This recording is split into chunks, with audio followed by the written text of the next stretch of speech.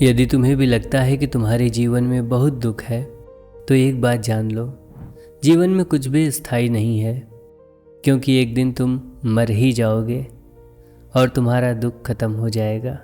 अर्थात जीवन में हमेशा कुछ भी नहीं रहता, हर चीज़ का अंत है।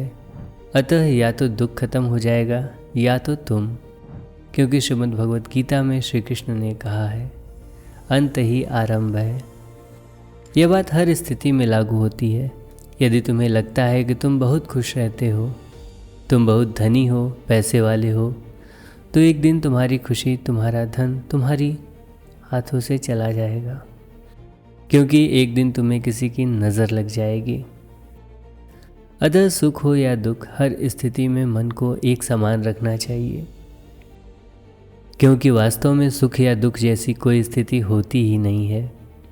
सुख अथवा दुख सब तुम्हारे मन की ही स्थिति है।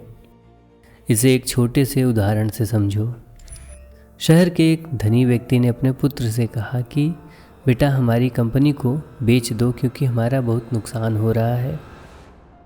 शहर का एक बड़ा व्यापारी उनकी कंपनी खरीदने में उत्सुक था, लेकिन बेटा कंपनी को अच्छे दामों पर बेचना चाहता था, इसीलिए उसने कहीं और भी बात कर रखी थी।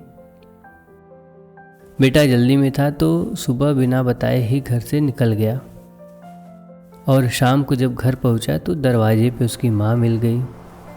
माँ ने बेटे से पूछा कि कंपनी का क्या हुआ, तो बेटे ने उत्तर दिया कि हाँ माँ, काम तो हो गया। बेटा जैसे ही अंदर गया तो उसकी पत्नी ने उसे बताया कि उस व्यापारी को आपके पिता ने वह कंपनी बेच दी।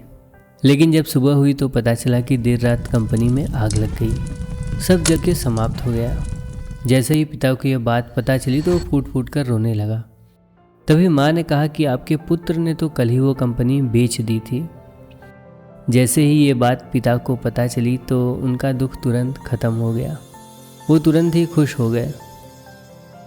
उधर जैसे ही पुत्र को ये बात पता चली कि रात में कंपनी जलकर राख हो गई, तो वह भी खुश हो गया कि कम से कम कंपनी बिकने के बाद आग लगी, नहीं तो हमारा तो दिवाला निकल जाता। अब यहाँ पिता और पुत्र दोनों खुश थे, दोनों एक दूसरे से मिलकर एक दूसरे को बधाइयाँ दे रहे थे। लेकिन जब दोनों को सच्चाई का पता चला कि कंपनी तो बिकी ही नहीं थी, तो दोनों फिर से फूट फूट कर रोने लगे। तो अब तुम बताओ कि यहाँ सुख और दुख कहाँ था? कंपनी वही रही, आग वहीं लगी।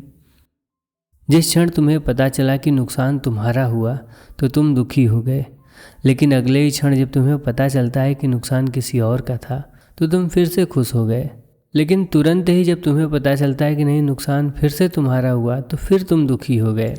तो जो कुछ बदला नहीं था, तुम उसी पर रोए, उसी पर हंसे। सच वहीं का वहीं रहा, बस मन की कहानी बदलती रही। सुख और दुख परिस्थितियों में नहीं, केवल तुम्हारे मन में बसा है। आज अपनी वाणी को यही विराम देता हूँ। हरिओम, नमस्ते।